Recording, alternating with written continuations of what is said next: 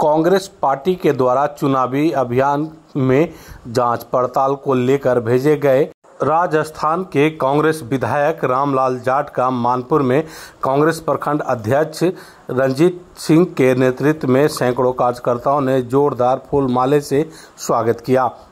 कांग्रेस के कार्यकर्ताओं को संबोधित करते हुए राजस्थान के विधायक रामलाल जाट ने कहा कि कांग्रेस ने वजीरगंज विधानसभा में अपनी सीट को बरकरार रखा है और इस पर जिस किसी का भी टिकट कांग्रेस से मिलता है उसे आप सभी मिलकर पुरजोर तरीके से मेहनत करें और उसे जिताकर विधानसभा भेजने का काम करें। मीडिया कर्मियों ने जब सवाल किया कि वजीरगंज विधानसभा से युवा चेहरा आएगी या फिर पुराने चेहरे पर कांग्रेस अपना दांव खेलेगा, तब उस विधायक राजस्थान रामलाल जाट बचते हुए कहा कि कोई भी होगा जिसका सबसे पहले मीडिया के द्वारा ही लोगों को सूचना दिया जाएगा। बताते चले कि बिहार विधानसभा चुनाव 2025 में सभी दल अपने अपने कमर को कस लिया है और कल से दूसरी चरण का नामांकन भी शुरू होने वाला है। सूत्रों से मिली जानकारी के अनुसार महागठबंधन के शीर्ष नेताओं ने इस बार वजीरगंज विधानसभा में जीत सुनिश्चित करने के लिए पूर्व मंत्री अवधेश कुमार सिंह को मैदान में उतार सकती है। सूत्रों की माने तो सिर्फ औपचारिक ऐलान होना बाकी है, पर मीडिया के सवाल से राजस्थान के विधायक बचते हुए नजर आए। इस मौके पर बैठक में शामिल सभी कार्यकर्ताओं ने एक सुर से कहा कि कांग्रेस पार्टी जो भी निर्णय लेगी उस पर हम लोग जोर शोर से मेहनत करेंगे और कैंडिडेट को जिताकर विधानसभा भेजने का काम करेंगे। इससे आप कैसे मुकाबला करेंगे? देखो, यहाँ बिहार में तो एजुकेटेड लोग हैं। ये समय आज फ्री में देने का काम किसी भी, मैं उसका विरोध नहीं करता हूँ, लेकिन हकीकत क्या है आप इस चीज़ को समझने की आवश्यकता है। किसी आदमी को एक दिन खाना खिलाने से उसका पेट नहीं भरता, उसको हुनर ऐसा देना चाहिए जो जिंदगी भर अपनी पीढ़ियों का पेट भरे। तो कांग्रेस पार्टी या महागठबंधन पार्टी ऐसा हुनर देने का उनके नेता कह रहे हैं जिससे उनकी पीढ़ियों के पेट भरेंगे। ये लोग वोट लेने के लिए कुछ समय के लिए, एक दिन के लिए पेट भर रहे हैं। अगर इनको यही देना तो 20 साल में ये लोग काम कर रहे थे, तो 20 साल में क्यों नहीं दिया? लेकिन जब इनको लगा कि महागठबंधन की जो रैली हुई, जिस तरीके से लोगों में एक जागृति पैदा हुई, कहीं न कहीं इस रैली को तोड़ने के लिए, इस महागठबंधन को तोड़ने के लिए इन लोगों ने इस तरह के हथकंडे अपनाए।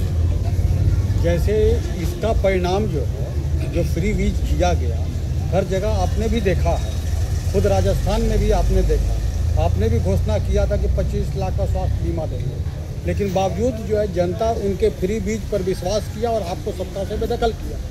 उसी तरह मध्य प्रदेश में जो है सत्ता आपके हाथ से चली गई, छत्तीसगढ़ में चली गई, हरियाणा में बनते बनते आप रह गए।